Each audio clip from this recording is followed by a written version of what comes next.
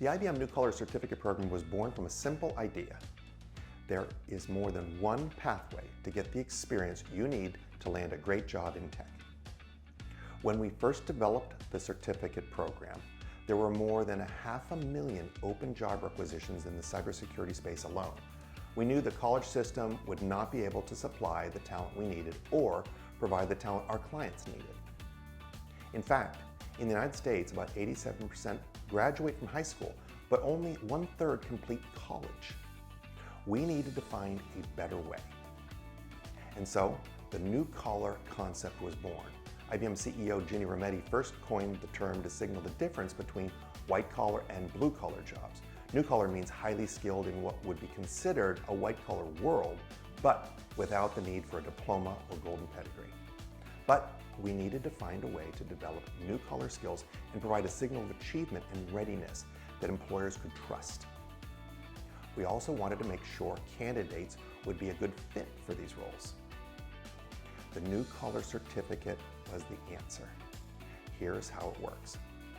Step number 1, fix the job descriptions. Examine the job descriptions. We found most job descriptions had a college degree requirement that was completely unnecessary, so we stripped it out. We made a list of the most in-demand roles which could be skilled up without a degree. Number 2, identify the real capabilities for the job. Our certification leader conducted a job task analysis, or JTA, bringing together experts in the field to determine the requirements and skills which were needed for the job and at what level. Number 3, develop skills training programs. The JTA forms the basis for the exam and the outline for the curriculum.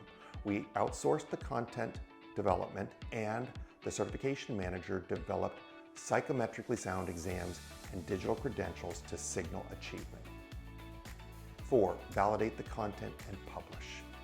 At this point, we reconvened subject matter experts to validate the approach, the course content and the exams.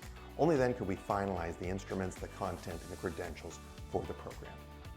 Number 5, assess the candidate. Before we allowed anyone to go through the program, we wanted to make sure this was a job that they would love and be successful doing. This was incredibly important because too many people pick jobs based on availability or wage potential and they end up dropping out, and that costs organizations time and lots of money. We selected Minor Genius, which was developed by an IBM course supplier. In quick order, the tool determines if the person has the personality traits and skills and abilities, regardless of previous education or experience. This ensures a tight match for the role. Our outsourcing group determined this single step saved them $60 million a year. So number 6, administer minimum viable training. Our business units wanted to shave off a few weeks of onboarding time and ensure candidates have the aptitude and the baseline skills. They can train new hires on company-specific tools. So we created a program that would give people the foundational level skills they needed for the job in a very short amount of time. This mirrors the concept of a pre-apprenticeship, where baseline skills are taught before a person enters a full-blown apprenticeship. Number 7 is on-the-job training. In this part of the program, the candidate enters an internship or an apprenticeship or a mentorship experience so they can get a feel for the real job, the unexpected side of work. This is where most of the skills are fully developed. Number 8, connect to full-time work. This is the talent matching portion of the program, where we used our skills databases and job requisitions to match candidates to jobs.